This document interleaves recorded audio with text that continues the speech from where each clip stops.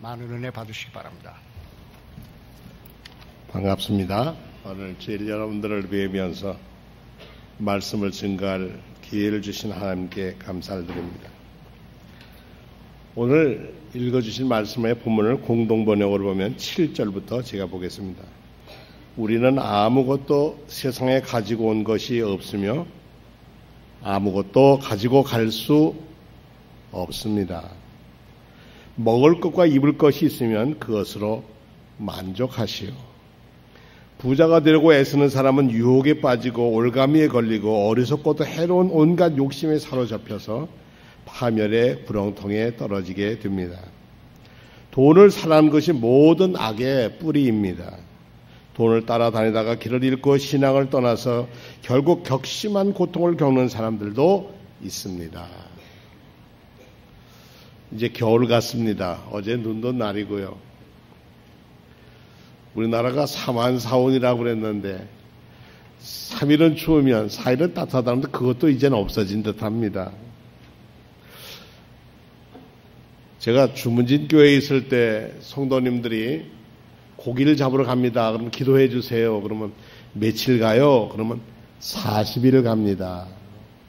보통 35톤 좀 되는 배에다가 물과 기름을 가득 실으면 배가 쫙 가라앉습니다. 그러면 그거를 돌아올 때 그만큼 고기를 싣고 돌아와야 하는 겁니다. 물도 먹고 기름도 떼고.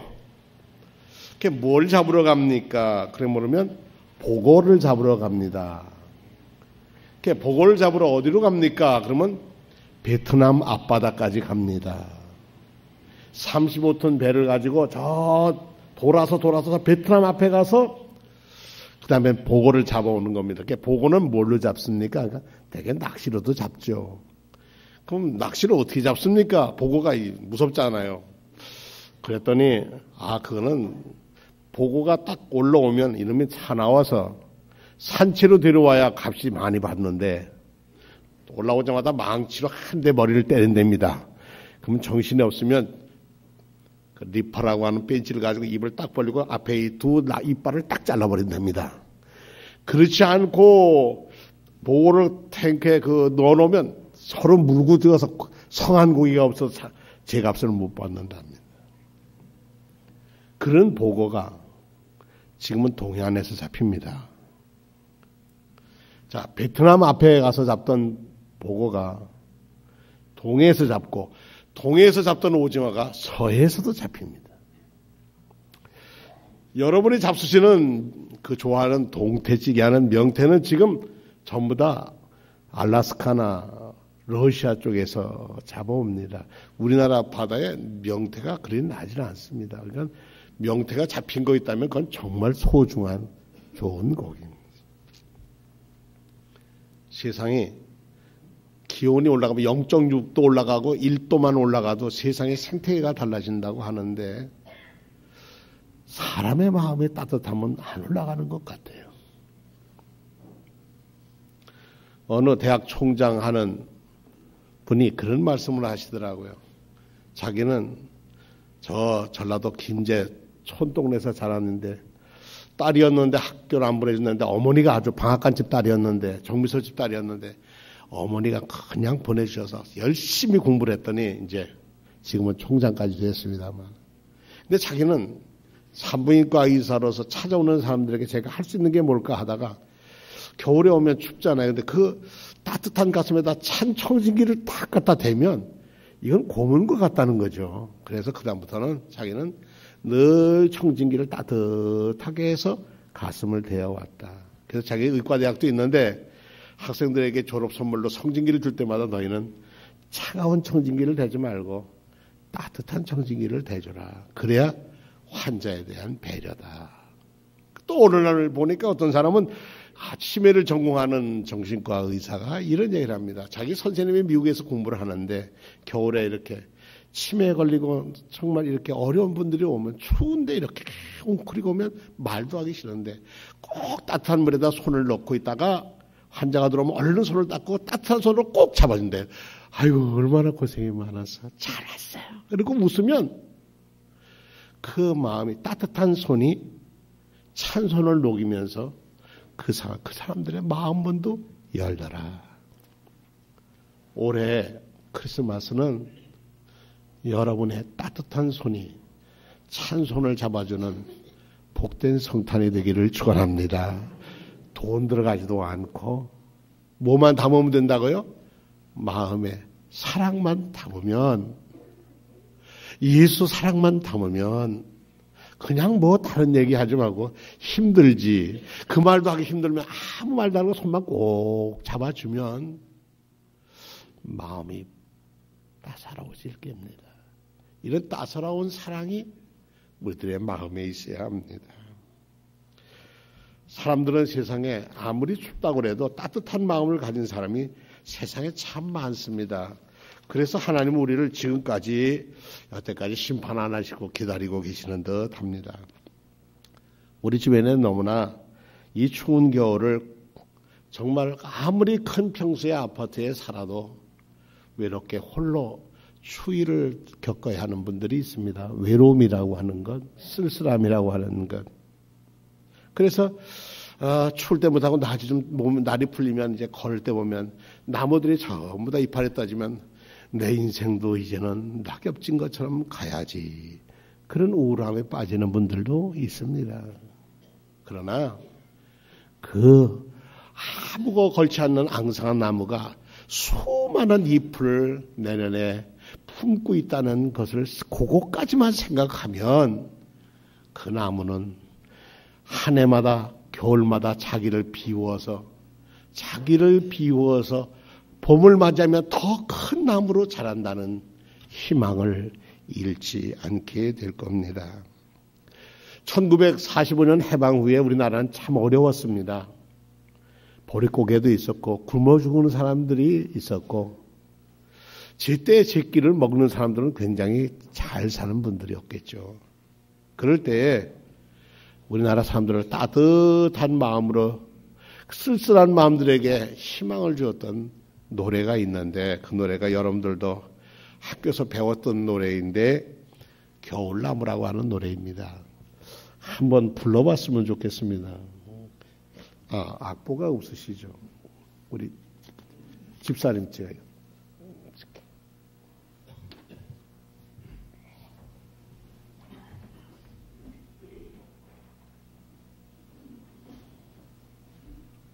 다 아는 노래니까 한번 불러보시죠.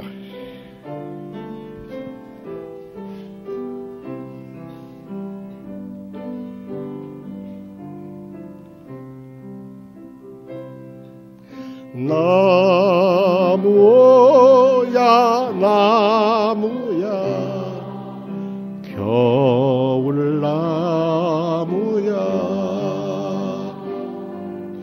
눈 쌓이는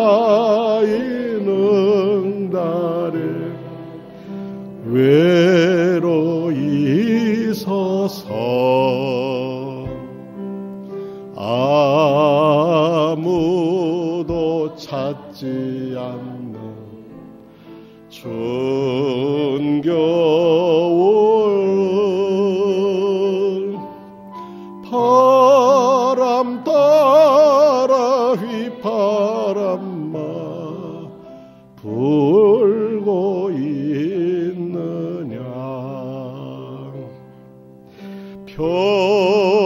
평생을 살아봐도 늘 한자리 넓은 세상 얘기도 바람께 듣고 꽃 피던 봄 여름 생각하면서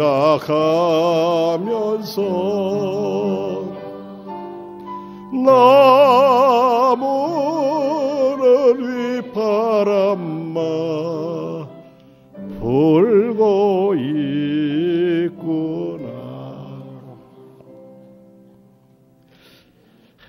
아멘 소리 안에서도 마음이 그래요. 세월을 가며 겨울나무처럼 찬바람 들어도 세상 소리 바람 속에 햇빛 속에 새들 속에 구름들이 가는 얘기 속에 그 한 자리에 있어도 봄, 또 기다리는 봄, 그 봄을 기다리며 겨울을 보냅니다. 세상에 행복해지지 않고 행복하기 싫은 사람이 어디 있겠습니까? 그래서 수많은 사람들이 행복론을 썼습니다.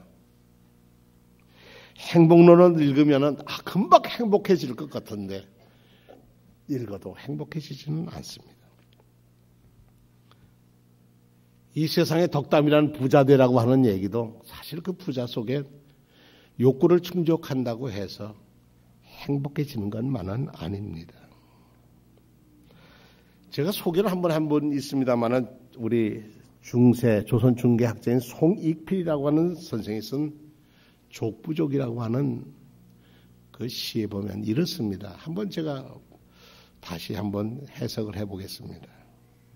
군자 여하 장자족이요 소인 여하 장부족이라. 군자는 어찌해서 늘 스스로 만족하고 소인 배는 어찌해서 늘 부족한가. 요 조금 바꾸면 믿음이 있는 사람은 늘 부족해도 만족하고 살고 믿음이 적은 사람은 어찌해서 늘 부족하다고 불평하며 사는가. 이렇게 바꿔도 되겠죠. 둘째 단임. 부족지적 매위여요. 조기부족 상부족이라. 부족함 중에서도 만족함이 있으면 늘 남음이 있고 족한데도 부족하다고 하면 항상 부족한 법이다. 그리고 맨 끝연입니다. 꽤 깁니다. 시간은. 끝에는 부왕천지 능자제요. 천지대야 여운족이라고 그랬습니다. 하늘을 우러르고 땅을 굽어보한 등이 자제로우니 하늘이 나를 대하며 또한 족하다 하리라. 우리가 감사하며 살 수 있다. 우리가 가지고자 하는 욕망이라는 것을 우리는 어찌할 수는 없습니다. 그러나 우리가 가지려는 소욕으로는 우리의 욕망을 채울 길이 없습니다. 뭐 정치적이든 명예적이든 뭐든지 다 그렇습니다. 그러나 한 가지 방법은 있습니다. 그것은 뭐냐면 우리의 마음으로 그것을 가지려는 욕망을 다스리는 겁니다. 인간의 욕망이 하지 않으려는 것을 율법은 하라 하고 욕망이 하고 싶은 것은 율법은 하지 마라 하십니다. 이것은 욕망을 다스리기 위함입니다. 그래서 십계명에도 남의 것 탐하지 마라. 이웃 것 끼웃거리지 마라. 내가 있는 것으로 좋게라. 십계명에도 들어있습니다. 열지계명에 가면 그렇습니다. 노예로 탈출해서 홍해를 마른 땅같이 건너고 마라에서 쓴 물을 단물로 바꾸고 느디빔에서 아말렉과 싸워 이기고 아주 탈출한 노예들의 생활은 이 신의 광야 사실 이 신의 광야를 지나가는데 하나님의 도우심과 불기둥과 구름기둥을 따라갔습니다. 그런데 어느덧 가서 백성들이 불평을 하기 시작했습니다. 고기가 먹고 싶네. 부추 마늘도 먹어야 돼. 정력이 떨어지는데 이 팍한 만나만 먹고 내가 못 살겠어. 불평을 하기 시작합니다. 하도 불평하고 우는 소리 하니까 모세가 하나님께 하나님 백성들이 저렇게 우는데 어쩌면 좋아요. 그래 내가 고기를 시큰 먹게 해주마. 어떻게 해요? 하나님의 손이 짧아 구원하지 못함이냐?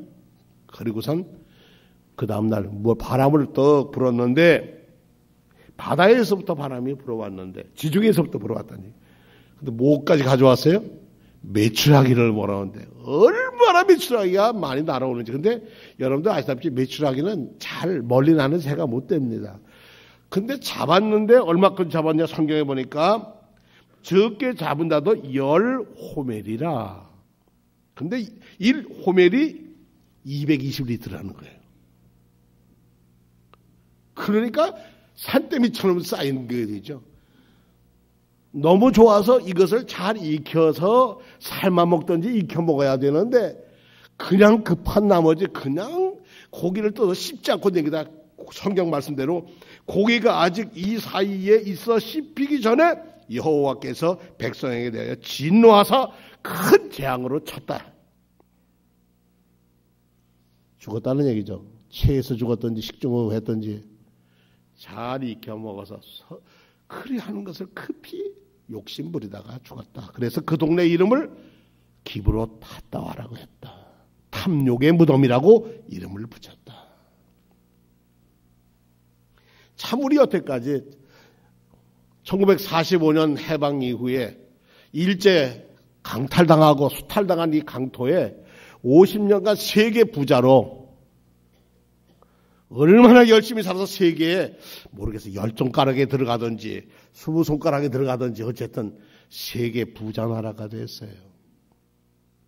그런데 우리는 더 많은 욕심을, 더 많은 탐욕을 더불어 사는 것보다는 더 많은 것을 어떻게 쟁여놓아야 남은 생활도 잘 사는가에 더 관심을 갖게 됐습니다. 욕심이 많은 자는 다툼을 일으키나 여호와를 의지하는 자는 풍족하게 된다고 잠언 28장에 말씀하고 있습니다. 이 욕심이라고 하는 것이 이게 우리를 병들게 하는 겁니다. 마가복음 4장 18절에 씨앗이 떨어진 토지의 비유를 말씀하시면서 어떤 이는 가시나무에 뿌려진 자 같은데 이 사람은 말씀을 듣고 잘 살아야지, 믿음대로 살아야지 하는데 세상의 염려와 재물과 유혹의 기타 욕심이 들어와서 그 마음에 들어와서 말씀을 막아서 그래요, 듣기는 좋은 말, 설교 좋은 말씀이에요. 그런데 자기 가로막아서 믿음대로 사는 데에 대해서는 아니, 저는 제 방법대로 삽니다. 하나님이 일하는데 돈 없으면 못하잖아요. 그리고 하나님을 섬기는 것보다 뭘 더 생각하면 물질 걱정부터 하고 이것으로 인해서 내가 무슨 손해보지 않을까 생각을 합니다. 사실 인간은 자유라는 측면에서 보면 인간은 안팎으로 매여 있습니다. 사실 누구에게 종살이 하냐면 자기 자신에게 종살이하고 삽니다. 자유롭게 살지 원하지만 실제는 자유와 멀리 떨어져 삽니다. 바울사도도 이런 얘기했어요. 내 마음에는 육신으로서는 세상법을 즐기고 싶고 내 마음으로는 선을 행하고 싶은데 현실은 내가 이 현실에 매여 사는 참 나 이거 죽겠네. 그러면서 내가 한 법을 깨달았는데 선을 행하기 원하는 나에게 악이 함께 있는 것을 깨달았다. 내가 속사람으로는 하나님의 법을 즐거워하되 내 마음에는 한 법인 내 마음의 법과 싸워 내 지체 속에 있는 죄의 법이 나를 사로잡고 있구나. 그 다음에 이런 고백을 하면 오라 나는 곤고한 사람이로다. 이 사망의 몸에서 육신의 욕심의 사망의 몸에서 누가 날 건져줄 수 있을까? 우리 주 예수 그리스도로 말미암아 하나님께 감사하리로다. 그런즉 내 자신의 마음으로는 하나님의 법을 육신으로는 죄의 법을 섬기는다. 그런데 고린도후서 3장에 가보면 뭐라냐면 그러나 언제든지 주님께로 돌아가면 그 수건이 벗겨지게 희미했던 것이 확실히 보여지는데 주는 영이시니 주의 영이 계신 곳에는 자유가 있느니라. 참 자유는 주의 성령이 있는 곳에 있다. 네 마음이 성령의 붙들림을 받으면 너는 자유하다. 이런 말씀이에요. 지난주에 이어서 제가 부르던 복음성가 여러분들 기억하실 거예요. 주 내 마음에 오신 후에 날 주장하시네.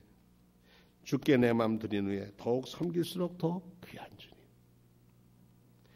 더 사랑할수록 주 나를 사랑해. 내가 주님을 섬길수록 주님은 더욱 나를 사랑하더라는 얘기예요. 그래서 그 사랑 속에 사는 매일 기쁨 속에 살 수 있는 것은 섬길수록 더 귀한 주님이 함께 하심이라는 거죠. 이런 마음을 가질 수 있는 12월이 된다면 우리는 참 기쁨의 하나님과 만날 수 있으리라고 믿습니다. 하나님은 모세를 만나서 목동으로 사는 정말 40년을 광야에서 산전수전 다 겪은 그를 다시 불러서 너 내 일을 좀 해야 되겠다. 저는 못 갑니다. 누가 가라고 그랬습니까? 나는 네 조상 아브라함과 이삭과 야곱의 하나님이고 내 백성을 이끌 하나님이라는 그분이 가라고 그랬다. 그럼 제가 누구라고 그래야 하는데 나는 나다. 나는 나 스스로 있는 자라 하십니다. 이것은 영원한 나의 이름이고 대대로 이 이름을 불러 나를 기리게 되리라. 스스로 계신 분. 그 스스로 계신 분 안에 있을 때 우리는 소유에서 벗어날 수가 있습니다. 바꾸어 말씀드리자면 사랑만이 우리를 자유롭게 한다는 것입니다. 사랑의 본체이신 하나님, 사랑의 실체이신 예수님이 이 땅에 오셔서 함께 사신 것처럼 구약의 하나님은 우리를 위한 하나님이었다면, 예수 그리스도의 하나님은 우리와 함께 하신 하나님이라면, 성령의 하나님은 우리 안에 계셔서 하나 되게 하시고 자유롭게 하시는 그 하나님이 우리를 불러주신다는 일입니다. 그러므로 우리가 자기 자신의 비움이 없이는 행복할 수가 없어요. 우리가 행복하지 못한 것은 행복할 줄 모르기 때문이고, 우리가 만족하지 못한 것은 스스로 만족할 줄 모르기 때문입니다. 만족할 줄 모른다는 것은 우리 마음이 욕망에 사로잡혀 있어서 그 욕망을 다질 수 있는 사랑의 마음을 갖지 못하기 때문이고, 바꿔 얘기하면 주님 밖에 있기 때문에 그렇다는 겁니다. 욕망이 다스려진 자리, 욕망이 스스로 붙들어 맨 그 자리에 하나님의 나라가 오는 것이고, 거기에 평강이 있습니다. 오늘 만족할 수 있는 경건이라고 그랬습니다. 경건이라는 것은 공경하는 마음으로 삼가 조심하는 것이 경건입니다. 누구를 공경하고 무엇을 삼가고 무엇을 조심해야 한단 말입니까? 내 마음에 모신 하나님을 공경하고 하나님의 모신 마음에 욕심이 터잡지 못하도록 삼가고 조심하고, 그리고 우리의 말과 행실이 상처 주지 않고 영혼을 구원하고 사랑하는 일에 우리의 말과 행동이 쓰여져야지, 남을 떨어뜨리고 꺾어뜨리고 희망을 꺾어서는 안 된다는 일입니다. 우리는 두 주인을 섬길 수 없습니다. 하나님과 재물을 겸하여 섬길 수가 없죠.